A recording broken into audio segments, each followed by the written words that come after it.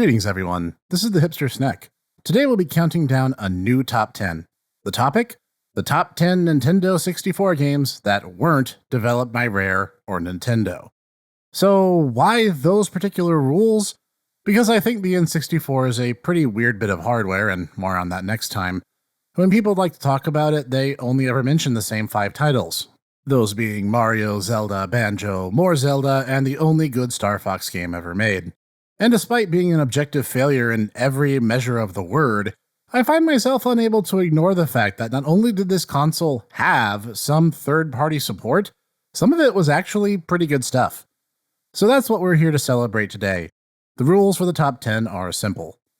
First and foremost, Nintendo and Rare as devs are out of the running. If they published the game, fine, but they couldn't have made the title in question. Second, only one installment per series. Third, the game doesn't need to be exclusively on the N64, just be a part of its games library. And as always, if you disagree, that's perfectly fine. This is just my opinion. But let's begin. Number 10, Clay Fighter 63 1/3. That title is so cheeky, one of my Tomo bros could have come up with it. Of course, I had to mention this bizarre 2D fighter and sequel to the SNES and Genesis titles of Clay Fighter. First of all, there weren't very many 2D fighters on the N64 at all, and the updated Blockbuster exclusive rental title Clay Fighter Sculptor's Cut is listed as the rarest and most expensive N64 title of them all. So even if these games received mixed to only decent reviews, it still merits some mention. It has a cartoony, satirical take on 2D fighters as a genre, and a lot of macabre imagination to make this particular installment quite lively. Besides, this game also has Earthworm Jim and Boogerman. What more can you ask for? Man, just saying those names out loud kinda takes me back to the 90s a bit. It's a real shame the series died off after this installment. It might be because, this game isn't really very good. It's clunky and it's not super fun. But it is extremely novel. Maybe I'll talk about this in its weird spin-off titled Claymate sometime. Ah well, let's move on. Number 9. Harvest Moon 64. Part of the series now known as Story of Seasons, Harvest Moon came to the Trident controller console, essentially improving upon the SNES incarnation in every capacity. This title had a heavier emphasis on assisting the townsfolk with their concern, and they're slow but steadily opening up to the player character as they became friendlier. In fact, several characters from this title went on to show up in later installments, including Friends of Mineral Town and Back to Nature. This one is actually widely considered one of the best N64 games, and I actually got to play this one at length because a friend let me start a copy on his cart for a time way back when. Much like the SNES title, you have 2¼ years in order to make the townspeople love you as much as possible, raise the farm to prosperity, raise livestock, crops, and much more. In addition to the basic tools seen in the first game, you can also take part in other activities, like fishing, or cutting rival bachelors off at the pass in terms of their romantic pursuits. Like a hero. All this and more is what lands this charming life sim title here on our list. Number 8. Battle Tanks. Following the extremely goofy plotline of a nuclear war being punctuated in 2001 with a bioweapon that kills 99% of women on Earth, the remaining survivors go to war by leaping into tanks and blowing up literally everything. This includes main character Griffin Spade, who is set to tear a swath of destruction across the United States to rescue his fiancée Madison. If that one-sentence summary of the game doesn't illustrate how ridiculous and tongue-in-cheek this experience is going to be, I'm not sure anything I say will. This is one of the few N64 titles that was released exclusively in America, and it got a follow-up Game Boy Color game that's nowhere near as good, and a full-on sequel called Global Assault, despite only taking place across 3 countries. It has a strong 4-player versus mode which adds hours of replayability to the absolute mayhem that is, well, riding around in a tank and making everything explode. Taking place in a mixture of real and fictional locations set across New York City, Chicago, and San Francisco, Battle Tanks is a delightfully chaotic recipe for fun and definitely merits its place among these titles. Number 7. Bomberman 64. While Bomberman had several games on the N64, I decided it would be best to limit it to just the one. The leap to 3D for Bomberman was a rather pleasant transition, all told. Bombs now exploding in a dome-shaped burst rather than the franchise-long plus-sign shape being one of many creative decisions that ensured that players would have the tools necessary to both defeat enemies and conquer the puzzles they'd meet along the way. When a roving crew of space pirates come to Bomberman's homeworld, our cartoony little hero is up to the challenge to stop them. Using power-ups in entirely new fashions, like using remote bombs and big bombs in conjunction in order to cross paths that would otherwise be inaccessible, the game is a fun, if brief, jaunt through the wonderfully colorful world of Bomberman. And while the iconic multiplayer mode is a little bit simpler than it used to be, it is still an immensely entertaining way to play the game. Number 6. Mystical Ninja starring Goemon. Talk about franchises that need a lot more love. Look no further than the Goemon games. In this game, Goemon and his 3 closest friends have to fend off a pack of weirdos, as they so eloquently call them, who are determined to turn all of Japan into one massive stage for their egotistical shows. Did you like the Super Nintendo Goemon games? Congrats, you're gonna love the N64 games, as they're the same, but more. More bizarre, questionably translated humor, frenetic action segments, tons of surrealism, and just a solid overall presentation. The N64 games are fantastic and worth playing to this very day. The fact that we haven't seen a Goemon title since the sequel to this in 1998, and only as recently as 2005 in Japan, is a real shame. Konami, you revived Bomberman with Super Bomberman R. Why not a Goemon revival?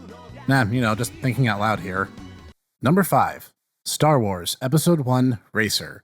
Those who listen to the Tomodachi Bros podcast already know that I am no Star Wars apologist. But when they get it right, they get it absolutely right.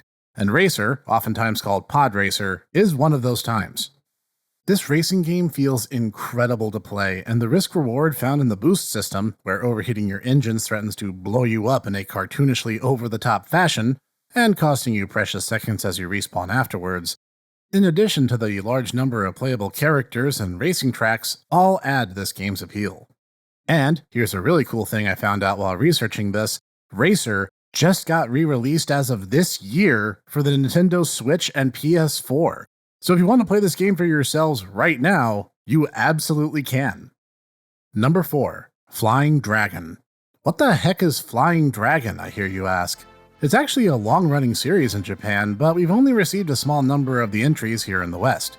It's effectively a fighting game with 2 main modes, a regular arcade experience where everyone looks normal, and the SD mode where you suddenly get this unholy union of RPG and board game elements, and wow, this game is just insane. And I'll be honest, I'm not very good at it, but it's so fascinating that I couldn't help but include it. It's much more fluid and fun than, say, Clay Fighter, but it still is on the N64, so it's still janky. I find it endearing in its own special way. Really, I've never encountered a fighting game with this level of character before. Number 3. Mischief Makers. One of the most underrated N64 titles in its time, this game is actually starting to build up a bit of a cult following in recent times. And yes, I know, Nintendo published this game, but they didn't develop it, so this still counts. Anyway, this quirky platformer is difficult to describe beyond the words quirky platformer, wherein you play a cyborg, maybe android girl named Marina, who has to grab and throw enemies around to solve challenging platforming puzzles. You can also harass completely innocent bystanders just for fun, and the game never calls you on it. It's colorful, it's surreal, it's also, like I said, kinda janky, but it's ever so much fun. I'm disappointed that no one ever followed up on this, but I can dream. It's still great to this day, and if you get the chance to play it, you owe it to yourself to do so. Number 2. Hybrid Heaven. Imagine Konami making an action RPG that is the most Hideo Kojima experience possible, excepting for the fact that Kojima had literally nothing to do with it. The game shifts between 2 major modes, an old-school Tomb Raider-esque controlled segment where maneuvering is what you do, and a combat mode that reminds me of early Fallout titles if you mixed them with a real-time version of Legend of Legaia.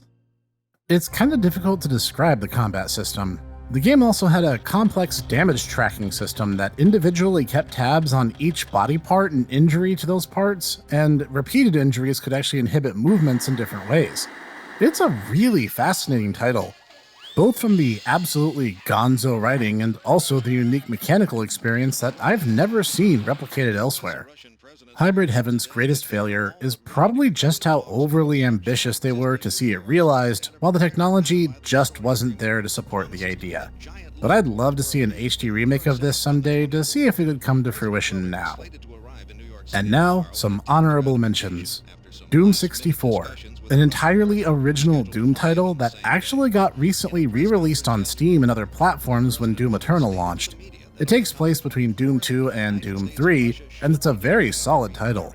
The only thing keeping it away from this list was, well, everyone already knows Doom, and the other titles in the same series have been ported to just about every machine under the sun, hardly making it unique to the N64 or really worthy of mention in that respect.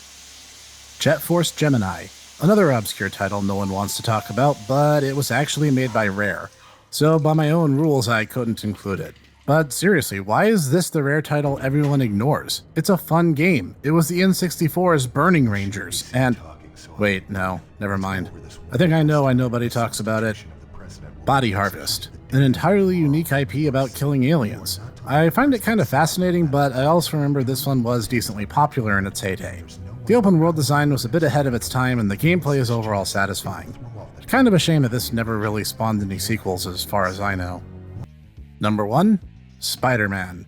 While not exclusive to the N64, the 2000 release simply titled SpiderMan was right on the cusp of the Marvel boom, which is still impacting pop culture to this day.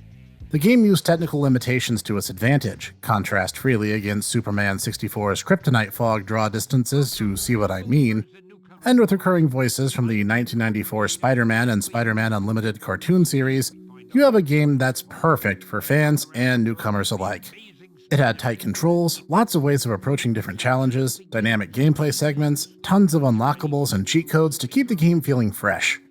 It still holds up to this day, regardless of the version you actually play, and the sequels went on to become great games in their own right too. Compared to some of the recent and lackluster entries that would come after, much like the Sam Raimi movies, sometimes it was just done right the first time. So that's my top 10 N64 titles that weren't made by Nintendo or Rare. What did you think? Were they ones that you knew of? Or did I manage to slip a few curveballs in there and keep you guessing? Leave a comment down below telling me so. I'd be really curious to hear if any of these titles were in your collections. If you found this cross-section of N64 titles fascinating, you might want to stick around till next week, where we'll take a good, hard look at the N64 hardware itself a bit more in depth. Hopefully that catches your eyes for the next breakdown. But for now, the sign-off. This has been the Hipster Snek. If you liked today's video, hit the like button so I know. For more like this each week, you can tap the subscribe and bell icons so you'll never miss a thing. And for more from me and some of my closest friends, you can join us over at the Tomodachi Bros podcast, where we'll cover anime, movies, and much more. And I hope you continue to join me right here every week for more obscure reviews, indie excellence, Snek tech, and more. And I will see you there.